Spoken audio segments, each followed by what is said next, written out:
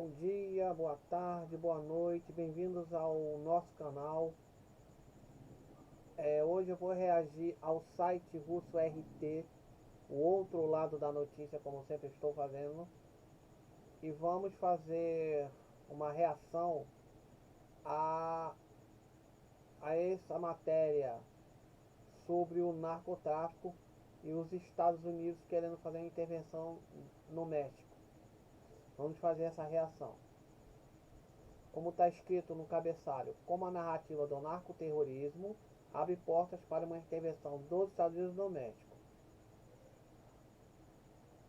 Esses rótulos, narcoterrorismo, terrorismo, são a mera questão de terminologia, explica a entrevistada Javier Oliva Posada, professora da UNAM, especializada em Defesa e Segurança Nacional. A gente sabe que há menos de 20 anos, né, isso foi usado para invadir o Iraque e o Afeganistão, na falácia do 11 de setembro, que nunca teve armas de destruição em massa no Iraque. Eles estavam afim do petróleo e o lítio no Afeganistão. O petróleo no Iraque e o lítio no Afeganistão. Cada vez que o México testemunha uma onda de violência provocada por grupos criminosos e crime organizado, como ocorreu na primeira semana de agosto deste ano, em alguns setores dos Estados Unidos cresce a percepção de que o país está perdendo o rumo. Em contrapartida, o governo López Obrador considera que essas ações nada mais são do que eventos isolados e atos de propaganda. No entanto, dentro e fora do México, não são poucos os que pensam que uma demonstração de força é uma mensagem de buscar semear o medo e deixar claro quem manda. É assim a narrativa do narcoterrorismo volta à tona. Suas ações que, sem uma clara motivação separatista, religiosa, étnica ou político-ideológica, visam a fazer a população entrar em pânico e colocar o governo em xeque. Essa é a opinião minha, não é do RT e nem desta senhora. Eu acho o seguinte, como o México também tem petróleo, como o Brasil tem, e recentemente o México quis fazer uma lei para impedir a usurpação dos seus recursos, e eu acho que não foi aprovada. Eu acho que esses grupos de narcotraficantes devem ter muita coisa pelos bastidores, viu? Que ali não está só o tráfico não, ali tem muito mais geopolítica envolvida nesse contexto, viu? Há muito gato nessa tuba, viu? O presidente López Obrador até agora se recusou a definir grupos criminosos por trás dessas ações como narcoterrorismo ou terroristas, e assim que as consequências de aderir a uma narrativa seriam menores. Dada a natureza de extraterritorialidade da lei americana, se os cartéis de drogas forem classificados como terroristas, o governo Biden teria livre acesso para lançar contra eles em território mexicano. Olha só a gravidade desse contexto. Isso aí é invasão, que nem eles falam dos outros países. Eles querem invadir o México, mas não é para livrar o tráfico, para deixar o México bacana, é para usurpar os recursos naturais do México. O narcoterrorismo e o terrorismo são rótulos que o governo da chamada quarta transformação acaba aceitando. Abrirá a porta para a intervenção estrangeira, alerta especialista consultados pelo RT. Trazendo a guerra ao terror ao sul do Rio Grande. Rio Grande é o rio que faz divisa entre Estados Unidos e o México. Os tiroteios a queima-roupa de veículos, os tiroteios, a queima de veículos e a exibição de faixas ameaçadas, muitas vezes descritas como ações de narcoterrorismo, fazem parte de uma antiga narrativa que busca colocar duas ideias-chave na mesa. A primeira, que a estratégia de segurança do governo do presidente López Obrador é um fracasso. Segunda, por sua vez, deriva da anterior. Um país falta de governabilidade e, portanto, se faz necessário o apoio do exterior. Isso é o seguinte, a burguesia mexicana, que agora estão tendo um governo social-democrata, boicotam a tudo, porque também, como a brasileira, é submissa ao Império Yankee, aos Estados Unidos. Isso é irrefutável. O governo mexicano diz que mostrou que não tem capacidade para lidar com as ondas de violência causadas pela delinquência e pelo crime organizado. Há alguns dias, o governador do Texas, Greg Abbott, emitiu uma ordem executiva classificando como cartel mexicano como organizações terroristas. Olha aqui, no Twitter. E também enviou uma carta ao presidente Joe Biden e à vice-presidente Kamala Harris, na qual solicita que os cartéis de Sinaloa e Jalisco, Nova Geração, bem como qualquer grupo dedicado à produção da fentanil, sejam classificados como terroristas federais. E não é a primeira vez que o presidente americano está a cartelizar cartéis de drogas desta maneira.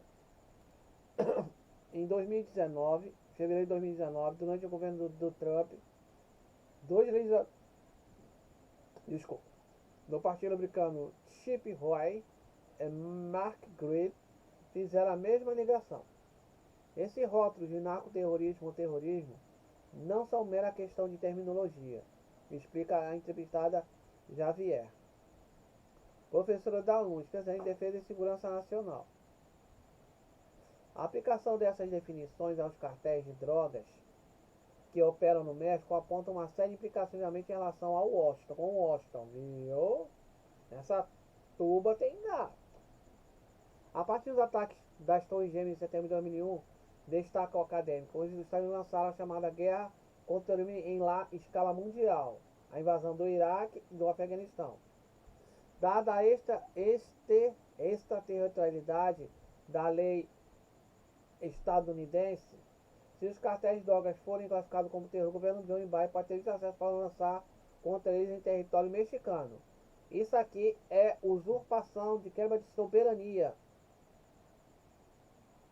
Eu acho que um país tem que ser soberano. Isso aí é invasão, isso aí é guerra, guerra, guerra. Eles querem usurpar o recurso como usurpam no Iraque e usurparam no Afeganistão. Seria levar a guerra ao terrorismo ao sul do Rio Grande. Oliva Pousada dá como exemplo, em agosto deste ano, na cidade de Cabul, no Afeganistão, um drone estadunidense, assassinou Awan Azari, sucessor de Bin Laden como líder da Al-Qaeda. Aceitar que no México os criminosos sejam classificados como narcoterroristas é ampliar as possibilidades de uma intervenção estrangeira como pretende os setores mais conservadores dos Estados Unidos, sentencia o pesquisador da Casa Máxima de Estudos. O caso LeBaron como precedente. As pessoas que os Estados Unidos intervêm no México para combater os grupos terroristas não podem apenas ser governadores e vereadores do Partido Republicano, mas também toda a sociedade civil. A família LeBaron, que sofreu o assassinato de 6 membros em novembro de 2019, defende, por um lado, uma maior cooperação com o governo estadunidense e, por outro, a participação de órgãos internacionais. O senhor López Obrador, que está pensando em defender em sua maneira, se cerrará e repetirá que não há terrorismo, e sim atrever a pensar diferente. Os cartéis se estão envolvidos cada vez mais, desafiando em todo o mundo, menos vocês, menos vocês. Está no solo que incide contrariando muito bem. A demanda por justiça dos membros dessa família, que aliás tem dupla nacionalidade, chegou aos tribunais dos Estados Unidos em sessão judicial. Segundo a Oliva passada, abre caminho para realizar ataques militares ou ampliar sanções internacionais sem coordenação com a autoridade local. Em julho deste ano, o juiz Tribunal Estadual de Dakota do Norte determinou que o quartel Juarez deve pagar a indenização familiar de 4,6 bilhões de dólares para o assassinato de 3 mulheres e 16 crianças. Espera aí. Como é que um juiz estadunidense manda uma máfia criminosa indenizar uma família? Tem lógica nesse contexto? Tem. Que significa o quê? A quebra de soberania mexicana a usurpação dos recursos é um lawfare a nível internacional, não de uma pessoa, mas sim de um país, quebra de sua soberania para usurpação de seus recursos. É só isso, mais nada. A ordem judicial a favor da família LeBaron deixou dúvidas, entre elas quais o procedimento para indenizar um cartel e como os Estados Unidos vão agir contra as pessoas jurídicas que mantêm vínculos com grupos criminosos. A indenização foi decretada após o processamento da denúncia da família sob a lei antirracista nos Estados Unidos, que estabelece que todo cidadão da União estadunidense tem o direito de reivindicar indenização por danos causados por um ataque terrorista. Nesse caso, a emboscada perpetrada pelo grupo La Línea, braço armado do cartel de Juarez. A ordem judicial a favor dos membros da família Brown representa um precedente que será decisivo no tratamento de queixas semelhantes no futuro. No entanto, também deixam dúvidas sobre elas. Qual será o procedimento para indenizar um quartel e como o Estado estadunidense contra as pessoas jurídicas que mantêm vínculos com criminosos brancos, presas, localizados no México e Estados Unidos.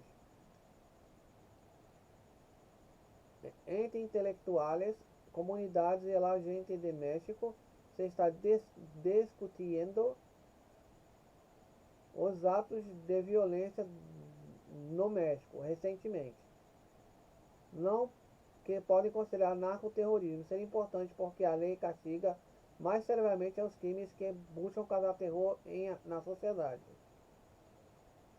O caso LeBaron já ultrapassou as fronteiras continentais. Em meados de agosto, Brian LeBaron anunciou que sua família, juntamente com várias organizações não governamentais, havia enviado uma carta à ONU solicitando intervenção da Comissão de Segurança sobre a organização multilateral.